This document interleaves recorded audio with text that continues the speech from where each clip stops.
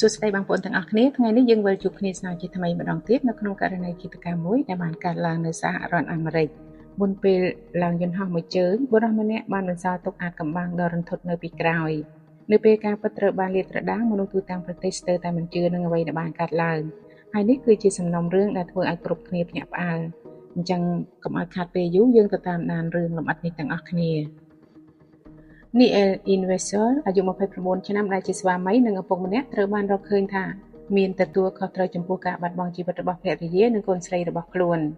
ហេតុការណ៍បានកើតឡើងនៅក្នុងផ្ទះដែលគួរតែជាកន្លែងមានសុវត្ថិភាពសម្រាប់ពួកគេបន្ទាប់មកគាត់ក៏បានចាកចេញពីប្រទេសនៅពេលស្ដាប់ការកាត់ទោសគាត់បង្ហាញអារម្មណ៍ស្ងប់ស្ងាត់និងមិននិយាយអ្វីច្រើន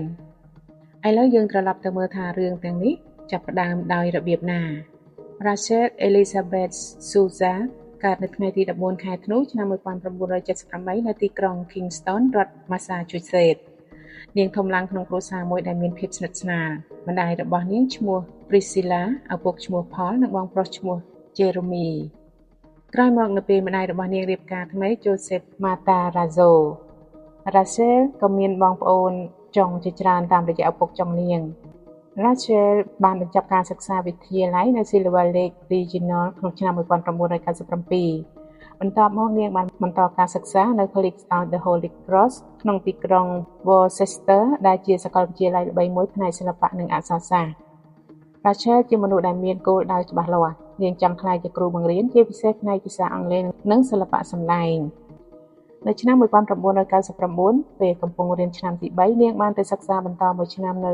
University of York ភាគខាងជើងប្រទេសអង់គ្លេសនៅទីនោះនាងបានចូលរួមក្លឹបប្រណាំងទូករបស់សាកលវិទ្យាល័យក្នុងតួនាទីជាអ្នកសម្របសម្រួលក្រុមតួនាទីនេះត្រូវបានភាពស្ងប់ស្ងាត់ការសម្រេចចិត្តល្អនិងការដឹកនាំក្រុមឲ្យធ្វើការសមស្របគ្នាមនុស្សជាច្រើនដែលស្គាល់នាងនិយាយថាតួនាទីនេះសមនឹង Rachel ខ្លាំងណាស់ហើយនៅទីនោះ Rachel ក៏បានជួប Neil Investor ជាលើកដំបូង Neil ធំឡើងក្នុងទីក្រុង Warsaw ឯ Nottingham ដែលជាតំបន់មានប្រវត្តិទាក់ទងនឹងឧស្សាហកម្មរ៉ែថ្មកាលពីមុនគាត់កំពុងសិក្សាផ្នែកវិស្វកម្មអេឡិចត្រូនិកនៅ University of York និងបន្តថ្នាក់អនុបណ្ឌិតតាមការរៀបរាប់ពីមនុស្សនៅស្រុកកំណើត Neil គឺជាសមាជិកដំបូងក្នុងគ្រួសាររបស់គាត់ដែលបានចូលសាកលវិទ្យាល័យឪពុករបស់គាត់ Clifford ធ្វើការជាកម្មកររ៉ែខណៈម្ដាយ Evony ធ្វើការនៅអាហារដ្ឋានសាលារៀននៅឆ្នាំ1999ក៏បានជួប Rachel ក្រោយមកពួកគេក៏ចាប់ផ្ដើមស្គាល់និងតាក់ទងគ្នានៅរដូវក្តៅឆ្នាំ2000កម្មវិធីសិក្សានៅបរទេសរបស់ Rachel បានបញ្ចប់ហើយនាងត្រឡប់ទៅរដ្ឋ Massachusetts ដើម្បីបញ្ចប់ការសិក្សារបស់ខ្លួននាងបានបញ្ចប់ការសិក្សាពី College of the Holy Cross នៅឆ្នាំ2001ហើយមិនយូរប៉ុន្មានក៏បានរៀបចំវេលាធ្វើដំណើរទៅប្រទេសអង់គ្លេសដើម្បីទៅជួប Neil Rachel បានចុះឈ្មោះចូលកម្មវិធីបណ្ដុះបណ្ដាលគ្រូបង្រៀនហើយក៏ទទួលបានវិញ្ញាបនបត្រហើយចាប់ផ្ដើមកសាងជីវិតថ្មីនៅក្នុងប្រទេសមួយផ្សេងសម្រាប់មនុស្សដែលនាងជឿទុកចិត្តនៅថ្ងៃទី23ខែសីហាឆ្នាំ2003 Rachel និង Neil បានរៀបការនៅទីក្រុង Plymouth រដ្ឋ Massachusetts បន្ទាប់មកពួកគេក៏បានទៅរស់នៅប្រទេសអង់គ្លេសហើយ Rachel បានធ្វើការជាគ្រូបង្រៀននៅវិទ្យាល័យ St. Augustine Catholic High School ក្នុងទីក្រុង Redditch នាងបង្រៀនមុខវិជ្ជាភាសាអង់គ្លេសសិល្បៈសម្ដែងនិងការសិក្សាផ្នែកល្ខោន Rachel បានបង្រៀននៅទីនោះអស់រយៈពេល3ឆ្នាំហើយនាងមិនត្រឹមតែបង្រៀនមេរៀនប៉ុណ្ណោះទេប៉ុន្តែនាងក៏យកចិត្តទុកដាក់ចំពោះសិស្សយ៉ាងខ្លាំងផងដែរនៅខែមេសាឆ្នាំ2005កូនស្រីរបស់ Rachel និង Neil បានកើតមកពួកគេដាក់ឈ្មោះនាងថា Lillian Rose មានរូបថតជាច្រើនពីពេលនោះដែលបង្ហាញ Rachel កំពុងពរកូនស្រីតូចរបស់នាងដោយទឹកមុខពោរពេញទៅដោយក្តីរីករាយនៅរដូវក្តៅឆ្នាំ2005ពួកគេបានសម្រេចចិត្តផ្លាស់ទៅរស់នៅសហរដ្ឋអាមេរិក Rachel ចង់រស់នៅជិតម្ដាយរបស់នាងពេលពួកគេទៅដល់ទីក្រុង Carver រដ្ឋ Massachusetts កូនស្រី Lillian ទើបតែមានអាយុ3ខែតែប៉ុណ្ណោះពួកគេបានស្នាក់នៅជាមួយឪពុកម្ដាយរបស់នាងដើម្បីចាប់ផ្ដើមជីវិតថ្មីឲ្យមានស្ថិរភាពនៅរដូវស្លឹកឈើជ្រុះឆ្នាំនោះ Joseph ដែលជាឪពុកក្មេកបាននាំ Neil ទៅវឹកហាត់បាញ់គោលដៅនៅកន្លែងហាត់មួយក្បែរនោះចំនួន2ដងក្នុងការទៅលើកដំបូង Joseph បានបង្ហាញ Neil ពីរបៀបដាក់គ្រាប់និងប្រើប្រាស់អាវុធមួយចំនួនពីការប្រមូលផ្ទាល់ខ្លួនរបស់គាត់ក្នុងនោះមានកាំភ្លើងប្រភេទ22 caliber មួយផងដែរតាមឯកសារក្នុងសំណុំរឿង Neil បានសង្កេតនិងរៀនយ៉ាងយកចិត្តទុកដាក់ នៅខែមករាឆ្នាំ2006គ្រួសារ Ann Whistle បានជួបផ្ទះធំមួយមានបន្ទប់គេង4នៅផ្លូវ Sycamore Path ក្នុងទីក្រុង Hopkinton ដែលជាតំបន់ស្ងប់ស្ងាត់មួយចម្ងាយប្រហែល26ម៉ាយពីទីក្រុង Boston តម្លៃជួលផ្ទះគឺ$2,700ក្នុងមួយខែពួកគេទើបតែផ្លាស់មករស់នៅទីនោះបានប្រហែលជា10ថ្ងៃតែប៉ុណ្ណោះRachel មានអារម្មណ៍រំភើបសម្រាប់ចុងសប្តាហ៍នោះព្រោះម្ដាយរបស់នាងនិងមិត្តស្និទ្ធស្នាលម្នាក់គ្រោងនឹងមកលេងហើយនាងក៏មានផែនការជាច្រើនដែលចង់ធ្វើជាមួយពួកគេនៅល្ងាចថ្ងៃទី19ខែមករាឆ្នាំ2006 Rachel បានទូរស័ព្ទទៅម្ដាយរបស់នាងនោះគឺជាលើកចុងក្រោយដែលម្ដាយរបស់នាងបានឮសំឡេង Rachel Ann Whistle នៅយប់ថ្ងៃអាទិត្យទី22ខែមករាឆ្នាំ2006ប៉ូលីសក៏បានមកដល់ផ្ទះនៅ Sycamore Path ជាលើកទី2ក្នុងរយៈពេលត្រឹមតែ2ថ្ងៃលើកដំបូងពួកគេត្រូវបានហៅមកដោយ Priscilla Matarazzo ម្ដាយរបស់ Rachel នៅថ្ងៃទី21ខែមករា Priscilla បានព្យាយាមតាក់ទងកូនស្រីរបស់នាងប៉ុន្តែមិនមានការឆ្លើយតបទាំងតាមទូរស័ព្ទភាពស្ងប់ស្ងាត់នោះធ្វើឲ្យនាងមានអារម្មណ៍មិនស្រួលចិត្តពេលប៉ូលីសចូលពិនិត្យផ្ទះលើកដំបូងពួកគេមិនបានឃើញអ្វីខុសប្រក្រតីច្បាស់លាស់ទេអ្វីដែលពួកគេសង្កេតឃើញគឺមានភួយនិងគ្រែរញ៉េរញ៉ៃក្នុងបន្ទប់គេងប៉ុន្តែពួកគេមិនបានពិនិត្យបន្ថែមទៀតឡើយប៉ុន្តែលើកទី2ស្ថានភាពបានផ្លាស់ប្ដូរមន្ត្រីម្នាក់បានសម្គាល់ឃើញក្លិនចម្លែកមួយនៅក្នុងផ្ទះនៅក្រោមភួយក្រាស់លើគ្រែពួកគេក៏បានរកឃើញ Rachel Ann Whistle និងកូនស្រីអាយុ9ខែរបស់នាង Lillian Rose ពួកគេមើលទៅដូចជាកំពុងដេកលក់យ៉ាងស្ងប់ស្ងាត់ Lillian នៅក្នុងដៃម្ដាយរបស់នាងពួកគេទាំងពីរត្រូវបានគេទុកនៅទីនោះអស់រយៈពេលជាង1ថ្ងៃព័ត៌មានពីការពិនិត្យសប្តាហ៍ក្រោយមកបានបង្ហាញថា Rachel បានរងរបួសធ្ងន់នៅតំបន់ក្បាលខណៈ Lillian ក៏រងរបួសធ្ងន់នៅកន្លែងដូចគ្នាពួកគេទាំងពីរដេកនៅជិតគ្នាក្រោមភួយតែមួយ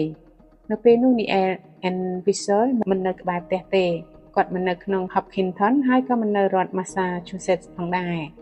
នៅព្រឹកថ្ងៃទី21ខែមករាគាត់បានទៅអាកាសយានដ្ឋាន Logan ក្នុងទីក្រុង Boston ហើយជិះយន្តហោះមួយជើងទៅទីក្រុង London ប្រទេសអង់គ្លេសខណៈពេលដែលភរិយានិងកូនស្រីរបស់គាត់នៅតែក្នុងផ្ទះនោះគាត់បានចាកចេញពីសហរដ្ឋអាមេរិក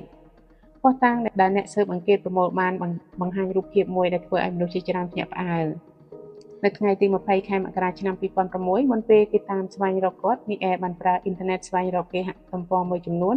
និងពាក្យស្វែងរកដែលពាក់ព័ន្ធនឹងមាតិកាហិង្សាក៏ដូចជាវិធីបញ្ចប់ជីវិតផងដែរក្រោយមកនៅថ្ងៃដដែលនោះមនុស្ស2នាក់នៅផ្ទះ Sycamore Path បានបាត់បង់ជីវិតក្នុងបន្ទប់គេងរបស់ពួកគេកាំភ្លើងប្រភេទ22 caliber ដែលអ្នកស៊ើបអង្កេតជឿថាពាក់ព័ន្ធនឹងសំណុំរឿងនេះត្រូវបានយកត្រឡប់ទៅទុកក្នុងទូដែលចាក់សោនៅផ្ទះរបស់គ្រួសារ Matarazzo ក្នុងទីក្រុង Carver ចម្ងាយប្រហែល40ម៉ាយហើយសោទូត្រូវបានទុកនៅលើតុផ្ទះបាយនៅព្រឹកថ្ងៃទី21ខែមករាមាននរណាម្នាក់បានប្រើសម្បត្តិយន្តហោះមួយជើងទៅទីក្រុង London នៅអាកាសយានដ្ឋាន Logan Airport រថយន្តរបស់ Neil ត្រូវបានរកឃើញនៅចំណតរថយន្តរបស់អាកាសយានដ្ឋាននៅថ្ងៃដដែលនោះ Priscilla បានតាក់ទងប៉ូលីសឲ្យទៅពិនិត្យផ្ទះនៅ Sycamore Path ប៉ុន្តែពេលនោះពួកគេមិនបានរកឃើញអ្វីចម្លែកឡើយលុះដល់ថ្ងៃទី22ខែមករាពេលមន្ត្រីត្រឡប់មកវិញជាលើកទី2ទើបពួកគេបានរកឃើញ Rachel និង Lillian បន្ទាប់មកនៅថ្ងៃទី23ខែមករាលោក Robert Manning មន្ត្រីស៊ើបអង្កេតនៃរដ្ឋ Massachusetts បានទូរស័ព្ទទៅផ្ទះគ្រួសារ Ann Whistle នៅទីក្រុង Worksop ប្រទេសអង់គ្លេសហើយបាននិយាយផ្ទាល់ជាមួយ Neil ការសន្ទនានោះមានរយៈពេលជិត2ម៉ោងហើយត្រូវបានថតទុកលោក Robert Manning បានប្រាប់ថាយើងមានដំណឹងអាក្រក់មួយអំពីភរិយានិងកូនស្រីរបស់អ្នកពួកគេបានទទួលមរណភាពហើយ Neil ឆ្លើយថាបាទខ្ញុំដឹងហើយ Neil បានប្រាប់ថានៅព្រឹកថ្ងៃទី20ខែមករាគាត់បានចេញទៅទិញសម្ភារៈកុំព្យូទ័រពេលត្រឡប់មកផ្ទះវិញគាត់បានឃើញ Rachel និង Lillian នៅលើគ្រែគាត់និយាយថាគាត់បានយកភួយគ្របលើពួកគេគាត់ក៏សារភាពថាមិនបានតាក់ទងសេវាបន្ទាន់ឬសុំជំនួយពីនរណាម្នាក់ទេដោយអះអាងថាគាត់មិនស្គាល់លេខទំនាក់ទំនងបន្ទាន់ប៉ុន្តែមនុស្សជាច្រើនយល់ថាលេខ911គឺជាលេខងាយស្រួលចាំបំផុតនៅសហរដ្ឋអាមេរិកទោះបីទើបផ្លាស់មករស់នៅទីនោះក៏ដោយហើយ Neil ក៏ដឹងច្បាស់ថាឪពុកម្ដាយរបស់ Rachel រស់នៅទីណាផងដែរប៉ុន្តែជំនួសឲ្យការទៅសុំជំនួយឬប្រាប់នរណាម្នាក់គាត់បែរជាចាកចេញទៅអង់គ្លេសវិញនៅពេលដែលលោក Robert ប្រាប់ Neil តាមទូរស័ព្ទថាអាជ្ញាធរកំពុងចាត់ទុកការស្លាប់នេះជាករណីឧក្រិដ្ឋកម្ម Neil បានឆ្លើយត្រឹមពាក្យមួយថាអូខេសម្លេងនោះត្រូវបានថតទុកយ៉ាងច្បាស់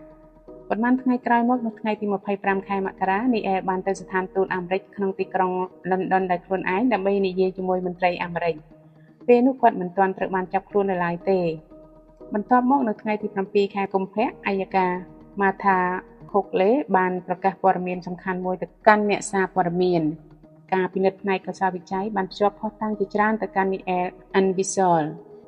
តាមការបញ្ជាក់បានឲ្យដឹងថាអាជ្ញាធរមានមូលហេតុគ្រប់គ្រាន់ដើម្បីស្នើសុំដីកាចាប់ខ្លួន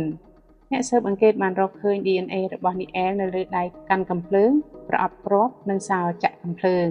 ចំណែក DNA របស់ Rachel ក៏ត្រូវបានរកឃើញនៅលើផ្នែកខាងមុខនៃកាំភ្លើងផងដែរនៅថ្ងៃទី8ខែកុម្ភៈមន្ត្រីនៃអង្គភាពចាប់ខ្លួនអន្តរជាតិនៃទីក្រុង London បានចាប់ខ្លួននីអែលនៅស្ថានីយ៍រថភ្លើងក្រោមដី Royal Oak Underground Station គាត់មិនបានប្រឆាំងនឹងការបញ្ជូនខ្លួនត្រឡប់ទៅសហរដ្ឋអាមេរិកឡើយមួយសប្តាហ៍ក្រោយមកនៅថ្ងៃទី15ខែកុម្ភៈអាជ្ញាធរបាននាំគាត់តាមយន្តហោះទៅមូលដ្ឋានទ័ពអាកាស Hanscom ក្នុងរដ្ឋ Massachusetts ថ្ងៃបន្ទាប់នីអែលបានបង្ហាញខ្លួននៅតុលាការ Framingham តាមរយៈមេធាវីរបស់គាត់និងបានបដិសេធការចាប់ប្រកាន់ចៅក្រមបានសម្រេចឲ្យគាត់ស្ថិតក្នុងការឃុំខ្លួនដោយមិនអនុញ្ញាតឲ្យនៅក្រៅឃុំដោយបង់ប្រាក់ធានាទេអស់រយៈពេលប្រហែល2ឆ្នាំកន្លះនីអែល Anvisol ត្រូវបានឃុំខ្លួនបន្តខណៈពេលដែលការស៊ើបអង្កេតនៅតែបន្តទៅមុខចន្លោះពីខែកុម្ភៈឆ្នាំ2006ដល់ខែមិថុនាឆ្នាំ2008អ្នកស៊ើបអង្កេតមិនត្រឹមតែរកឃើញភស្តុតាងប្រឆាំងនឹងនីអែលប៉ុណ្ណោះទេប៉ុន្តែពួកគេបានប្រមូលព័ត៌មានជាច្រើនបន្តបន្ទាប់ដែលបង្ហាញពីជីវិតលាក់កំបាំងមួយរបស់គាត់តាមការស៊ើបអង្កេតវាមិនមែនជារឿងដែលកើតឡើងដោយអារម្មណ៍មួយផ្លែតនោះទេនៅពីក្រោយរូបភាពដែលគាត់បង្ហាញទៅកាន់មនុស្សជុំវិញនីអែលហាក់ដូចជាកំពុងរស់នៅជីវិតមួយផ្សេងទៀតអស់រយៈពេលជាច្រើនឆ្នាំមុនឆ្នាំ2006គាត់បានព្យាយាមបង្កើតអាជីវកម្មតាមអ៊ីនធឺណិតជាច្រើនដែលសង្ឃឹមរកប្រាក់បានយ៉ាងលឿនអាជីវកម្មខ្លះប្រើឈ្មោះពិតរបស់គាត់ខ្លះប្រើឈ្មោះផ្សេងហើយមួយចំនួនពាក់ព័ន្ធនឹងគេហទំព័រសម្រាប់មនុស្សពេញវ័យប៉ុន្តែអាជីវកម្មទាំងនោះភាគច្រើនមិនទទួលបានជោគជ័យឡើយបញ្ហាហិរញ្ញវត្ថុរបស់គាត់កាន់តែធ្ងន់ធ្ងរឡើងប៉ុន្តែគាត់មិនបានប្រាប់រឿងនេះទៅកាន់ភរិយាឬគ្រួសាររបស់នាងឡើយក្នុងសវនាការតុលាការបានបង្ហាញថាគ្រួសារ Anvisol កំពុងជួបបញ្ហាបំណុលយ៉ាងខ្លាំងមន្ត្រីប៉ូលីសរដ្ឋ Massachusetts ម្នាក់បាននិយាយថាពួកគេរស់នៅលើសពីស្ថានភាពហិរញ្ញវត្ថុពិតប្រាកដរបស់ខ្លួននីអែលមិនទាន់មានការងារធ្វើច្បាស់លាស់ទេបន្ទាប់ពីផ្លាស់មកសហរដ្ឋអាមេរិកប៉ុន្តែគាត់នៅតែព្យាយាមបង្ហាញទៅ Rachel និងគ្រួសាររបស់នាងថាអ្វីៗទាំងអស់នៅក្រោមការគ្រប់គ្រងរបស់គាត់ប៉ុន្តែការពិតមិនមែនដូច្នោះឡើយប្រវត្តិស្វែងរកលើអ៊ីនធឺណិតរបស់គាត់ក្នុងប៉ុន្មានសប្តាហ៍មុនកើតហេតុបានធ្វើឲ្យអ្នកស៊ើបអង្កេតចាប់អារម្មណ៍យ៉ាងខ្លាំងគាត់បានស្វែងរកព័ត៌មានពាក់ព័ន្ធនឹងការបញ្ចប់ជីវិតខ្លួនឯងក៏ដូចជាវិធីធ្វើឲ្យអ្នកដទៃរងគ្រោះដោយប្រើកំបិតគាត់ក៏បានស្វែងរកសេវាកម្មសម្រាប់មនុស្សពេញវ័យផងដែរនៅថ្ងៃកើតហេតុគាត់ក៏បានចូលទៅកាន់គេហទំព័រមួយប្រភេទ website ផ្លាស់ប្ដូរដៃគូស្នេហាផងដែរអัยការបានយកភស្តុតាងទាំងនេះមកបង្ហាញនៅតុលាការដើម្បីបញ្ជាក់ថានីអែលមិនអាចបន្តលាក់បាំងជីវិតពិតរបស់ខ្លួនបានទៀតទេអាជ្ញាធរបានបង្ហាញថាបន្ទាប់ពីហេតុការណ៍គាត់បានធ្វើដំណើរចម្ងាយប្រហែល40ម៉ាយដើម្បីយកកាំភ្លើងត្រឡប់ទៅទុកក្នុងទូរបស់ឪពុកក្មេករួចបន្តទៅអាកាសយានដ្ឋាននិងជិះយន្តហោះមួយជើងទៅអង់គ្លេសសម្រាប់អัยការវាមិនមែនជាសកម្មភាពរបស់មនុស្សដែលបាត់បង់ការគ្រប់គ្រងក្នុងពេលខ្លីទេប៉ុន្តែជាសកម្មភាពដែលកើតឡើងពីការសម្រេចចិត្តជាបន្តបន្ទាប់ចំណែកក្រុមមេធាវីការពារបានអះអាងថា Rachel អាចជាអ្នកធ្វើឲ្យកូនស្រីរបស់ខ្លួនរងគ្រោះមុននឹងបញ្ចប់ជីវិតខ្លួនឯងហើយនីអែលគ្រាន់តែយកភួយគ្របលើពួកគេដើម្បីការពារកិត្តិយសរបស់នាងតែប៉ុណ្ណោះ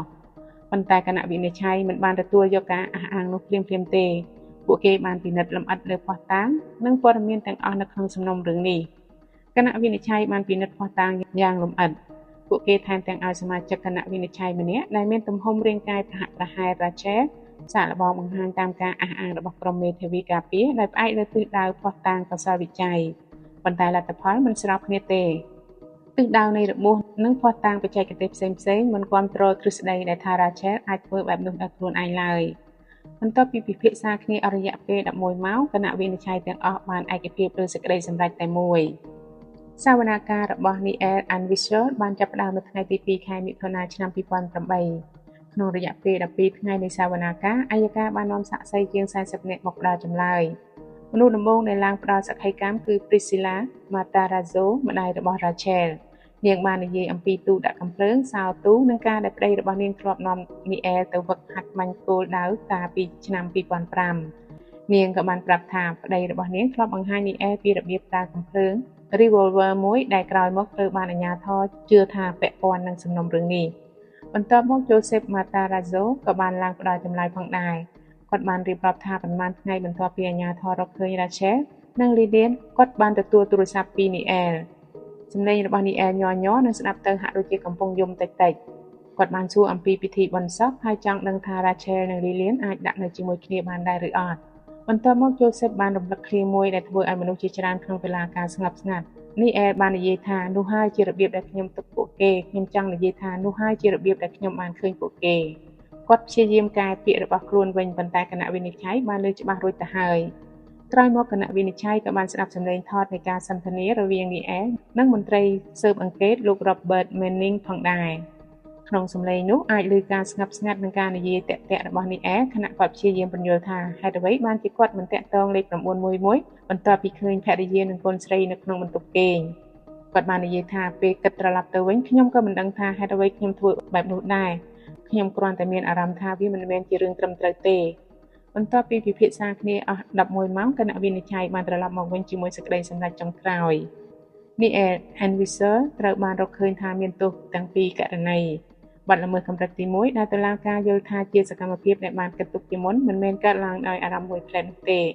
នៅពេលស្ដាប់សារក្រមនីអែល Anviser មិនបានបង្ហាញអារម្មណ៍អ្វីឡើយពេញមួយសាវនាការគាត់ស្ទើរតែមិនបង្ហាញប្រតិកម្មណាមួយទេនៅពេលប្រកាសសារក្រមគ្រួសាររបស់ Rachel បាននិយាយខ្លីៗប៉ុន្តែពាក្យរបស់ពួកគេពោរពេញដោយការឈឺចាប់ពួកគេនិយាយថាក្តីសម័យរបស់យើងក្នុងនាមជាឪពុកម្ដាយនិងជាជីដូនជីតាត្រូវបានបំផ្លាញដោយទង្វើអធិនិយមរបស់មនុស្សម្នាក់គឺ Niel Anviser ចៅក្រមបានកាត់ទោស Niel ឲ្យជាប់ពន្ធនាគារអស់មួយជីវិតដោយគ្មានឱកាសសុំដោះលែងមុនកំណត់ឡើយចៅក្រមបានពិពណ៌នាករណីនេះថាជារឿងអភិបាលយល់និងគួរឲ្យសោកស្ដាយយ៉ាងខ្លាំងបន្ទាប់ពីសាវនាការនីអែលត្រូវបានបញ្ជូនទៅមជ្ឈមណ្ឌលកែប្រែ Old Colony Correctional Center នៅក្នុងទីក្រុង Bridgewater រដ្ឋ Massachusetts ហើយគាត់នៅទីនោះរហូតមកដល់សប្តាហ៍ថ្ងៃខាងក្រៅតុលាការឪពុកម្ដាយរបស់នីអែលក៏បានអានសេចក្តីថ្លែងការណ៍មួយផងដែរពួកគេនៅតែគាំទ្រកូនប្រុសរបស់ខ្លួននិងជឿថាគាត់គ្មានទោសពួកគេនិយាយថាយើងនឹងបន្តតស៊ូដើម្បីកូនប្រុសដែលយើងជឿថាគ្មានទោសដោយសង្ឃឹមថាថ្ងៃណាមួយយុត្តិធម៌នឹងត្រូវបានបង្ហាញច្បាស់ក្រោយមកនីអែលបានព្យាយាមប្តឹងឧទ្ធរណ៍ប៉ុន្តែតុលាការកំពូលរដ្ឋ Massachusetts បានបដិសេធសំណើរបស់គាត់នៅខែសីហាឆ្នាំ2012ហើយតុលាការកំពូលសហរដ្ឋអាមេរិកក៏បានបដិសេធបន្តទៀតនៅខែមករាឆ្នាំ2013វាមានន័យថាការកាត់ទោសរបស់គាត់នៅតែមានសុពលភាពជាអចិន្ត្រៃយ៍ Rachel និងកូនស្រី Lillian ត្រូវបានបញ្ចុះសពនៅជាមួយគ្នាក្នុងខែកុម្ភៈឆ្នាំ2006មុនពេលមានការចេញដីកាចាប់ខ្លួនជាផ្លូវការផងដែរមានមនុស្សប្រហែល500នាក់បានចូលរួមគោរពវិញ្ញាណក្ខន្ធរបស់ពួកគេមានទាំងគ្រួសារមិត្តភ័ក្តិសិស្សចាស់និងមនុស្សដែលស្គាល់ Rachel ទាំងសហរដ្ឋអាមេរិកនិងអង់គ្លេសនីអែលមិនបានចូលរួមទេ